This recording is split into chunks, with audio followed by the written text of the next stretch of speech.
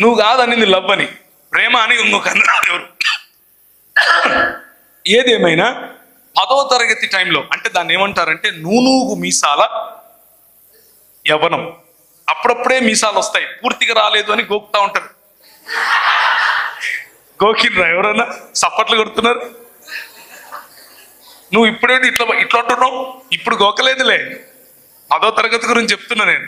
అప్పుడప్పుడే గోకుతారనమాట. ఎందుకంటే పూర్తిగా రావాలా, వచ్చిన తర్వాత ఎందుకు వచ్చిందిరా నాయన అని అనుకుంటూ ఉంటారు. అలాంటి పరిస్థితి. అంటే అట్లా పూర్తిగా పెద్దవాళ్ళు కాదు, అట్లా పూర్తిగా పిల్లవాళ్ళు. కౌమార దశ లేకపోతే టీనేజ్ అని పిలుస్తారు. టీనేజ్ లో కూడా సుప్రీం టీనేజ్. అందులో ఉన్న వాళ్ళకి ఇగో ఎక్కువ ఉంటుంది, ఎవరికి వినరు. ఒకరోజు ఏం జరిగింది అని అంటే, నేను 10వ తరగతి నుంచి ఎక్కువగా అల్లరి ఎక్కువ చేసేవాడిని. చిన్నప్పుడు కూడా అంతే, అంటే ఇప్పుడేం పెద్ద తగ్గిందని కాదు, అల్లరి ఎక్కువ చేసేవాడిని. ఆ అల్లరిలో కూడా కొట్లాటలకు ఎక్కువగా వెళ్ళేవాడిని, కొట్టడం. ఒకరోజు ఏం చేశాను అని అంటే, 7 గంటలకు సాయంత్రం అందరూ చూస్తూ ఉండగా కడపలో సాయిబాబా థియేటర్ అని ఒక థియేటర్ ఉంటుంది, మంచి సెంటర్ అనమాట. కనీసం ఒక 250 మంది 300 మంది అలా తిరుగుతూ ఉంటారు ఆ ప్రాంతంలో. నడి రోడ్లో ఒకరిని నిలబెట్టి చంపేసిన. వాడిని పొడిచిన, నెత్తి పగలగొట్టిన తర్వాత వాడిని రోడ్లో పడేసి వెళ్ళిపోయాడు. మొత్తం ట్రాఫిక్ జామ్ అయింది. వాడు చచ్చిపోలేదు, లేకపోతే వేరు. వాడిని తీసుకుపోయి హాస్పిటల్లో వేసిన. మా తాత, నాకు తండ్రి లేకుండా పెరిగాను, ఒంటరి. అంటే తండ్రి ప్రేమ ఏంటి అనేది నాకు తెలియదు చిన్నప్పటి నుంచి కూడా. మా అమ్మ ఉంది కానీ మా తాత నన్ను తండ్రిలాగా పెంచాడు. అలా పెంచిన సమయంలో ఒకరోజు మా తాత, ఆ రోజు అలా జరిగిన తర్వాత నైట్ వచ్చి చిన్నోడా అని పిలుస్తాడు నన్ను. ఆయన ఒక్కడే ప్రపంచంలో నన్ను చిన్నోడా అన్నాడు. నా సైజుకి ఎవడన్నా చిన్నోడా అంటాడు నన్ను. నన్ను కోస్తే 3 ఊర్లు తింటారు, తినరా? నన్ను మా తాత చిన్నోడా అని పిలుస్తాడు. ఆయనకొక్కనికే నేను చిన్నోనిగా కనిపిస్తాను. ఆయన ఒక్కడే నన్ను అంత ప్రేమగా చూశాడు. ఆయన వచ్చి, చిన్నోడా ఎందుకురా ఇవన్నీ నీకు, ఎందుకు నాయన వాళ్ళు అని 2-3 పేర్లు చెప్పాడు, మా ఫ్రెండ్స్ పేర్లు చెప్పి, వాళ్ళతో తిరగద్దురా అవాపరోళ్ళు, వాళ్ళ వల్ల నువ్వు నాశనం అయిపోతావు అని చెప్పాడు. చెబితే నేనేమన్నానో తెలుసా? మా తాతను చూసి, ఎప్పుడూ నేను అట్లా మాట్లాడాను మా తాతతో. మా తాత అంటే మా అమ్మ వాళ్ళ నాన్న.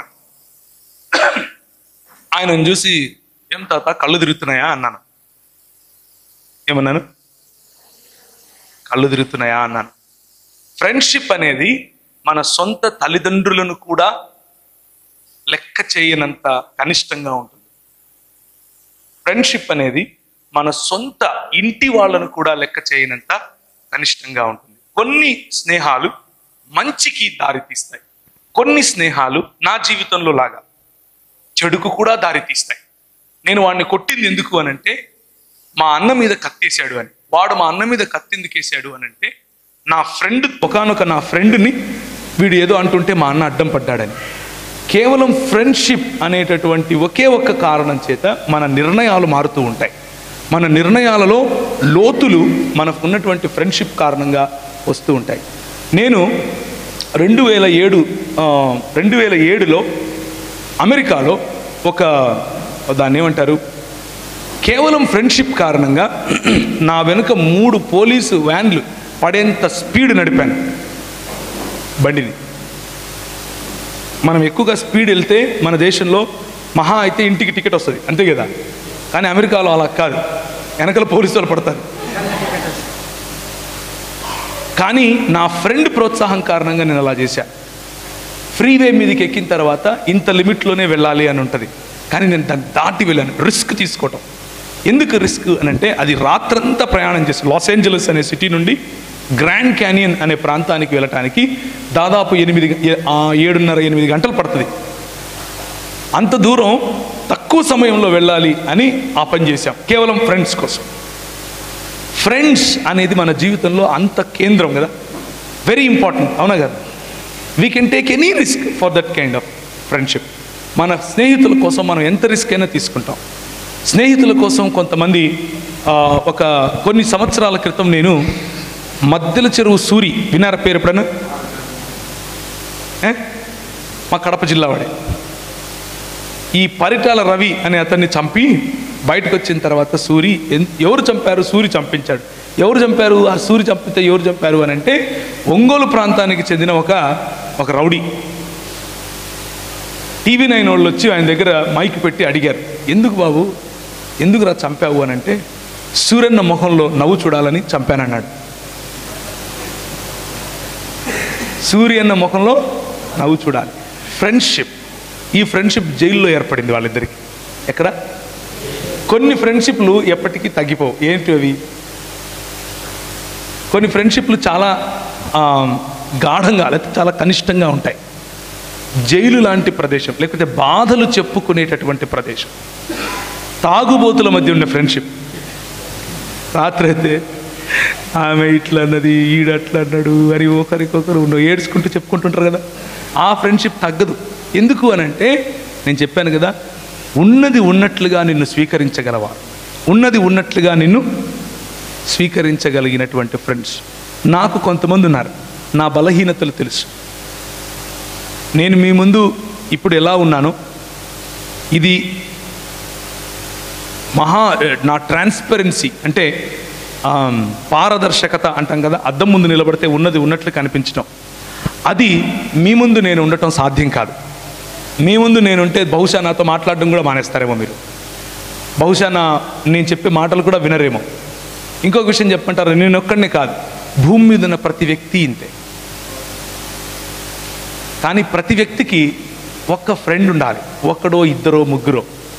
నీ బలహీనతల్లో కూడా నువ్వు ఉన్నది ఉన్నట్లుగా వాళ్ళ ముందు నిలబడగలగటం కోసం, నీకున్న షార్ట్ కమింగ్స్ లేకపోతే నీకున్న తప్పులు, నువ్వు చేసే తప్పులు సూటిగా నీతో చెప్పగలిగేవాళ్ళు, నువ్వు చేసే ఒప్పులు సూటిగా నిన్ను చూసి నిన్ను శబాష్ అని చెప్పగలవాళ్ళు. నేను మా తాతను కూడా, ఏం తాత కళ్ళు తిరుగుతున్నాయా అన్నాను అని అంటే దానికి కారణం ఏమిటి అని అంటే ఫ్రెండ్షిప్ మీద ఉన్న నమ్మకం. 10th క్లాస్లో లవ్ అనే పురుగు కుడుతుంది అని చెప్పారు కదా, నాకు కుట్టింది. అది కూడా ఒక ఫ్రెండ్షిప్పే. ఆ ఫ్రెండ్షిప్ రెండు వేరు వేరు అంటే సమలైంగికుల మధ్య ఉన్న ఫ్రెండ్షిప్ కాదు, రెండు వేరు వేరు స్త్రీ పురుషుల మధ్య ఉండే ఫ్రెండ్షిప్. నేను కోరుకున్నాను 10వ తరగతిలో, నేను రౌడీగా తిరిగేవాడిని కానీ బాగా చదివేవాడిని. క్లాస్లో ఫస్ట్ కూడా నేను 10th క్లాస్లో లాస్ట్ బెంచే,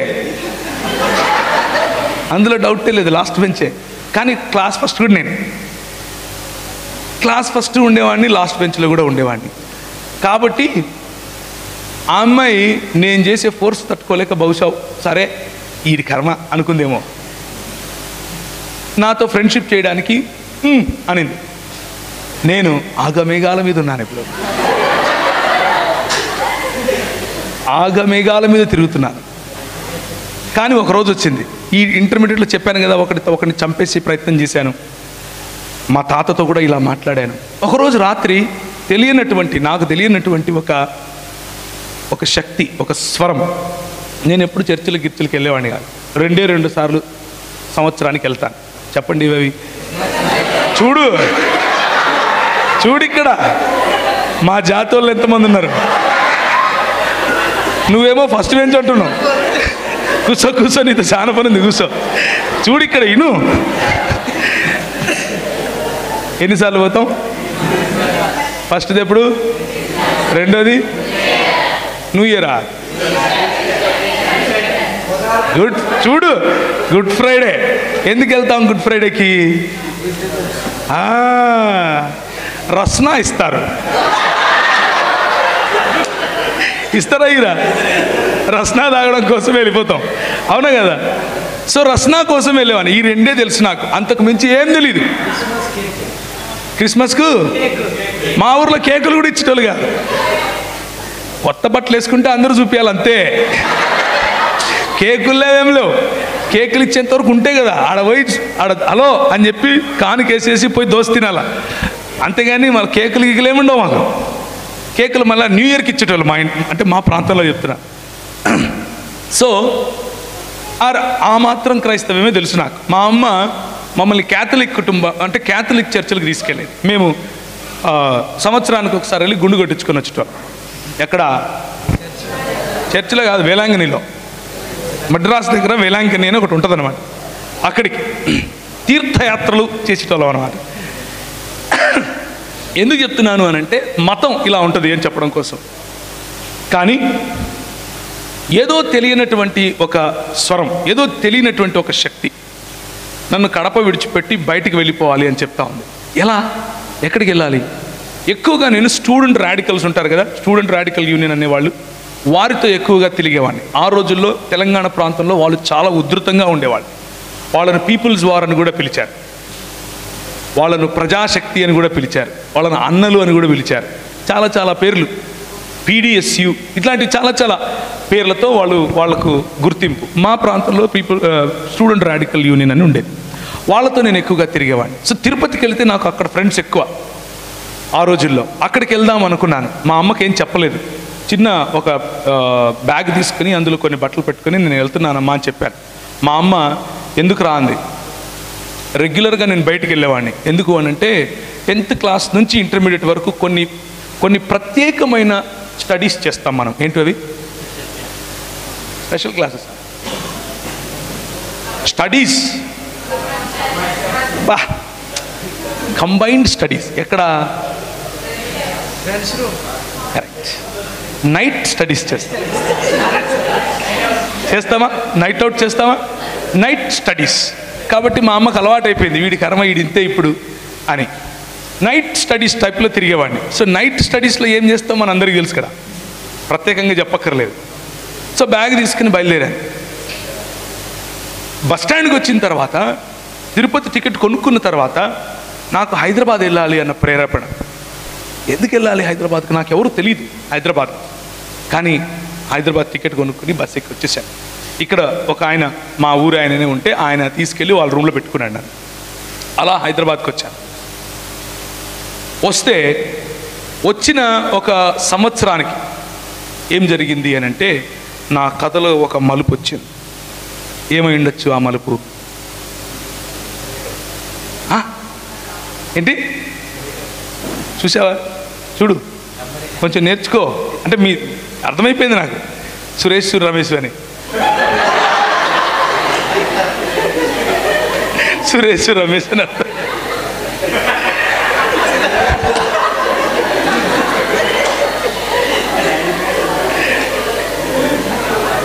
సరే, సో అన్న చెప్పినట్లు ఆ రోజుల్లో, అంటే నేను చదువుకునే టైంలో, నేను డిగ్రీ చదువుకునే టైంలో ఒక పాట రిలీజ్ అయింది. అంటే మీరందరూ పరిశుద్ధులే, మీకు తెలియదు ఇవన్నీ, నాలాంటి పాపులకే తెలుసు. నా గుండె పగిలింది 10 ముక్కలయ్యింది, 10 ముక్కలోనూ నువ్వే ప్రియా. విన్నారా ఎప్పుడన్నా ఈ పాట? ఎవడు విన్నాడు? ఇది నాలాంటి వాడే వింటాడు. ఆ పాట పాడుకుంటూ సీతాఫల్ మండిలో రైల్వే ట్రాక్ మీద కూర్చున్నాను, చేతిలో బాటిల్ పట్టుకుని. పక్కన 2 ఫ్రెండ్స్ ఉన్నారు. ఫ్రెండ్స్ ఎప్పుడు ఉంటారు కదా, ఫ్రెండ్స్ లేకుండా మనం ఉండలేము కదా. ఫ్రెండ్సే లైఫే, ఫ్రెండ్స్ కదా. నేను చచ్చిపోతారా మావా అంటున్నా, వాళ్ళు పట్టుకుంటారు నాకు తెలుసు. 3 రైళ్ళు పోయినాయి కానీ నేను మళ్ళా దాని కింద. కానీ డైలాగ్ మాత్రం వదల, నేను చచ్చిపోతా, నేను రైలు కింద పడతా. ఎందుకు అని అంటే నేను నా స్నేహితురాలు, లేకపోతే నేను ప్రేమించిన అమ్మాయికి పెండ్లి అయిపోతాను. నా గుండె పగిలింది, 10 ముక్కలు అయ్యింది, 10 ముక్కలో నువ్వే ప్రియా. ఫ్రెండ్షిప్ ఎన్ని రకాలుగా మన జీవితంతో ఆడుకుంటుందో చూడండి. ఫ్రెండ్షిప్ ఆమె ఇంకా టన్నులు ఫెయిర్ అండ్ లవ్లీకి ఉంటుంది, టన్నులకు ఉంటుంది. లేనిపోని ఫెయిర్ అండ్ లవ్లీలు, లేనిపోని క్రీములు అన్నీ కొంటుంది. ఎందుకు అని అంటే వాళ్ళ నాయననో, వాళ్ళ అమ్మనో, వాళ్ళ ఫ్రెండో ఎవరో నీ రంగు బాగలేదు అన్నారబ్బా. ఇట్లా మనము దేవుని స్వరూపంలో ఉన్నాము అని తెలిసినా కానీ కొందరు అబద్ధ ప్రవక్తలు మన సొంత వాళ్ళే, వాళ్ళు నాటిన చేదు విత్తనాలు మన హృదయంలో ఫలిస్తూ ఉంటాయి. మన ఎత్తు బాగలేదని, మన రంగు బాగలేదని, బట్టనెత్తోడా, సొట్ట పండ్లోడా, పొట్టేసుకున్నోడా, దుబ్బోడా, అవునా, కొబ్బరి బొండ, ఒరే కొంగ, నేను కొంగనంట.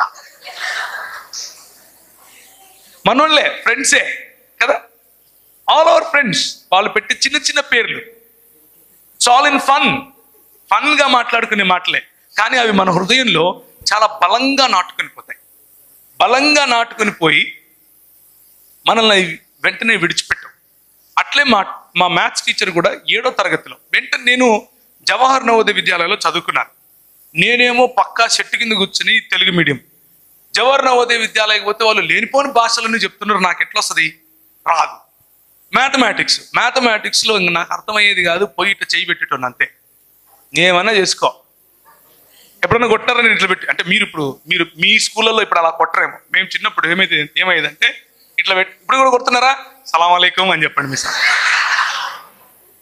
ఇట్లా పెట్టి ఇంకా ఇక్కడ కొట్టడమే. నీకు ఇది కూడా రాదురా, అది కూడా రాదురా, మూర్ఖుడా, సిగ్గులేనోడా, నీకు 5 ఎక్కం రాదురా. ఇంగ్లీష్లో అడిగితే నాకు ఎట్టొచ్చు, తెలుగులో అడుగు చెప్తా అని చెప్పలేను. మళ్ళా